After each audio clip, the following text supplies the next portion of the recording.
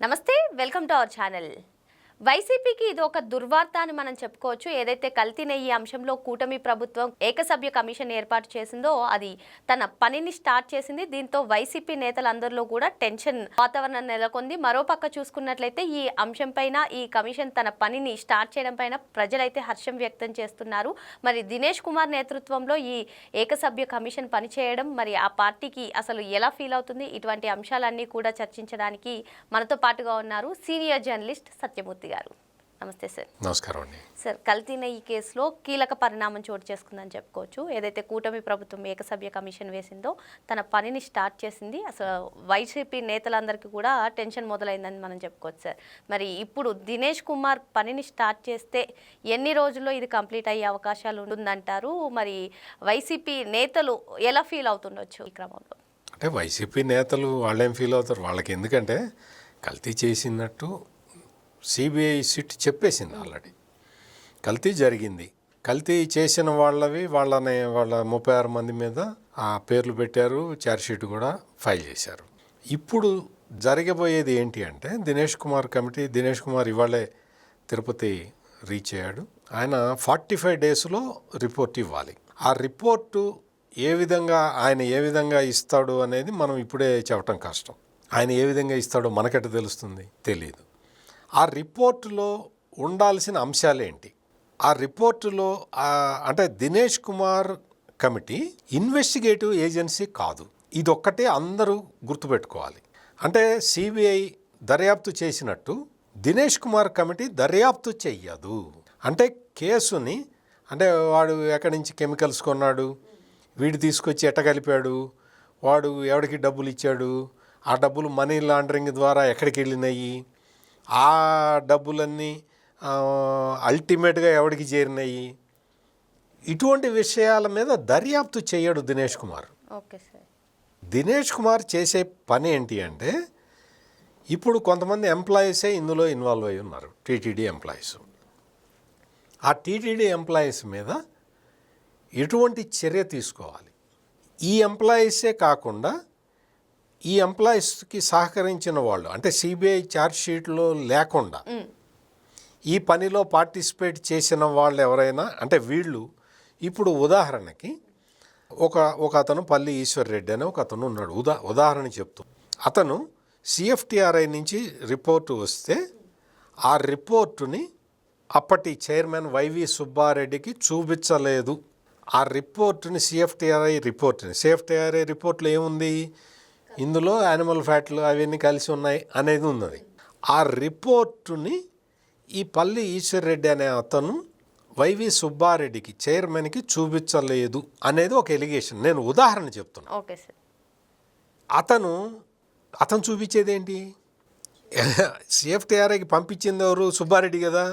సుబ్బారెడ్డి సిఎఫ్టిఆర్ఐకి పంపించండి, టెస్ట్ చేయించండి అని అడిగింది సుబ్బారెడ్డే కదా. ఆ రిపోర్టుని ఈయన దాచిపెడితే మాత్రం సుబ్బారెడ్డి అడగాలి కదా. ఎందుకు అడగలేదు? అడిగినా అతను ఇవ్వలేదా?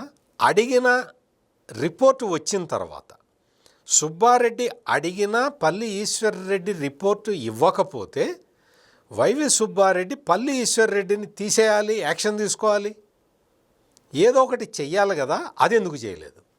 నేను చెప్పింది మీకు అర్థమైంది కదా. వైవి సుబ్బారెడ్డి భక్తులు కొంతమంది కంప్లైంట్ చేస్తే వైవి సుబ్బారెడ్డి నెయ్యి శాంపుల్స్ని సిఎఫ్టిఆర్ఐకి పంపించాడు. ఆయనే చెప్పాడు ఈ విషయం. సిఎఫ్టిఆర్ఐ నుంచి రిపోర్ట్ వచ్చింది, ఆ రిపోర్ట్ నాకు తెలియదు అన్నాడు సుబ్బారెడ్డి. సిబిఐ వాళ్ళు ఇన్వెస్టిగేట్ చేసి వాళ్ళు చెప్పింది ఏంటంటే పల్లి ఈశ్వర్ రెడ్డి అనే అతను ఈ రిపోర్ట్లను తొక్కిపెట్టాడు అని కేసు పెట్టారు అతని మీద. ఆ కేసులో అతని పార్టీ అదే అని చెప్పారు. మరి అతను ఇవ్వకపోతే ఇతను అడగాలి కదా. ఇతను ఎందుకు అడగలేదు? ఇతను అడగలేదా, అతను ఇవ్వలేదా అనే లింక్ ఏంటి? లింకు చెప్పాలి కదా. ఇటువంటివన్నీ కూడా అంటే పల్లి ఈశ్వర్ రెడ్డి ఒక్కడే చేశాడా, లేదు ఇంకా మిగిలిన వాళ్ళందరూ కూడా ఇందులో ఇన్వాల్వ్ అయి ఉన్నారా? ఆ విషయాల్ని పల్లి ఈశ్వర్ రెడ్డిని అడగాలి. సిబిఐ అడగలేదా అని కాదు, సిబిఐ అడిగింది. సిబిఐ అడిగిన విధానం వేరు, ఆ పద్ధతి వేరు, వాళ్ళ పర్పస్ వేరు. ఇప్పుడు ఈ దినేష్ కుమార్ కమిటీ పల్లి ఈశ్వర్ రెడ్డి చేసిన పని ఏంటి, సిబిఐ పెట్టిన అభియోగం ఏంటి, ఇటువంటివి భవిష్యత్తులో జరగకుండా ఉండాలి అంటే మనం ఏం చేయాలి? అంటే మనం అంటే టీటీడీ ఏం చేయాలి? టీటీడీకి గవర్నమెంట్ నుంచి ఎటువంటి డైరెక్షన్స్ రావాలి? ఇది చెప్తాడు. Okay sir. ఇది చెప్పే క్రమంలో మీకు కొన్ని కొత్త విషయాలు కూడా బయటికి రావటానికి అవకాశం ఉంది. అండ్ ప్రజలు ఏం కోరుకుంటున్నారో ఈ కేసులో మనం చూసాం సార్. సిబిఐ ఛార్జ్ షీట్ దాఖలు చేయగానే చిన్నప్పన్న వరకే ఆగింది, పెద్దప్పన్న వరకు వెళ్ళలేదు అని చెప్పి. సో అటువంటి అంశాలు కూడా బయటపడే అవకాశాలు ఉన్నాయంటారా? ఖచ్చితంగా ఉన్నాయి. ఇప్పుడు మీరు అతను ఆ ప్రొక్యూర్మెంట్ జిఎం ఉన్నాడు, సిబిఐ వాళ్ళు ప్రశ్నించారు, ఆయన చెప్పాల్సింది చెప్పాడు. ఇప్పుడు ఈ జిఎం ప్రొక్యూర్మెంట్ కల్తీ జరిగింది అని ఫస్ట్ కనిపెట్టింది అతనే. మరి ప్రొక్యూర్మెంట్ జిఎం కల్తీ జరిగింది అని తెలిసిన తర్వాత కూడా అతనేమీ చేయలేకపోయాడు, అతను దాన్ని ఆపలేకపోయాడు, అతను ఆ కల్తీని నిరోధించలేకపోయాడు. ఎందుకు అంటే సిబిఐ ప్రశ్నించినప్పుడు ఇతను లంచం తీసుకోవటం వల్ల దాని మీద చర్య తీసుకోలేదు అని చెప్పి ఉన్నదనుకో, సిబిఐ దర్యాప్తు అట్లాగే ఉంటుంది. ఇతను యాక్షన్ తీసుకోలేదు. ఎందుకు తీసుకోలేదు అంటే లంచం తీసుకొని దాని మీద యాక్షన్ తీసుకోలేదు. ఓకే, ఇప్పుడు దినేష్ కుమార్ కమిటీ ఏం చేస్తుంది అంటే ఆ జిఎం ప్రొక్యూర్మెంట్ అతని అధికారాలు ఏంటి, అతని అధికారాలు, విస్తృత అధికారాలు ఎంతవరకు ఉన్నాయి, అతను తన అధికారాలని, విచక్షణ జ్ఞానాన్ని ఎంతవరకు వాడచ్చు, అట్లా వాడినా కల్తీని నిరోధించలేకపోతే అసలు ఆ పోస్ట్ ఎందుకు అక్కడ? అంతే కదా, నీకు కల్తీ జరిగిందని నీకు తెలుసు, నువ్వు దాన్ని ఆపలేకపోయావు, నువ్వు వేస్ట్ కదా అక్కడ. అంటే ఇటువంటి అడ్మినిస్ట్రేటివ్ మ్యాటర్స్ కూడా ఈ దినేష్ కుమార్ కమిటీలో బయటపడతాయి. అతను ఇప్పుడు ఆ జిఎం ప్రొక్యూర్మెంటే వచ్చి నేను కనిపెట్టిన మాట వాస్తవం, ఇది ఒప్పుకున్నాడు, ఆయనే ఒప్పుకున్నాడు, నేను కల్తీని కనిపెట్టాను, నాకు ఇది జరిగింది, ఇది ఇబ్బంది, సుబ్బారెడ్డి నేను చూసుకుంటా చెయ్యి అనటం వల్ల నేను అలౌ చేశాను అని చెప్పాడు అనుకో, సుబ్బారెడ్డి ఇరుక్కుంటాడు. ఈ రిపోర్టు ఎంక్వైరీ చేయటానికి కాదు, నేర నిరూపణకి చేసేది అయిపోయింది. నేర నిరూపణ సిబిఐ చేస్తుంది, అది ఓకే సార్ చేసింది, already additional charge sheet file చేసింది. ఫర్దర్గా ఏం చేయాలి అనేది Dinesh Kumar is an efficient officer. ఆయన చీఫ్ సెక్రటరీగా పనిచేసిన వ్యక్తి, అడ్మినిస్ట్రేషన్ మీద పూర్తి అవగాహన ఉన్న వ్యక్తి, చాలా నాలెడ్జబుల్ పర్సన్. అటువంటి దినేష్ కుమార్ని సెలెక్ట్ చేసుకోవటం చంద్రబాబు నాయుడు చేసిన అతి ముఖ్యమైన పని, ఇంపార్టెంట్ పని, చెప్పుకోదగ్గ పని. దినేష్ కుమార్ ఇవాళ తిరుపతి చేరుకున్నాడు, ఆయన స్వామివారిని దర్శించుకున్నాడు, స్వామివారి ఆశీస్సులు తీసుకొని బహుశా నేను అనుకోవటం రేపు వేళ్ళ నుంచి పని మొదలు పెడతాడేమో. మొదలు పెడితే దినేష్ కుమార్కి పూర్తిగా సహకరించాలి అని రాష్ట్ర ప్రభుత్వం ఆల్రెడీ టీటీడీ బోర్డుని ఆదేశించింది. టీటీడీ బోర్డు కూడా అందుకు సంసిద్ధంగా ఉన్నది.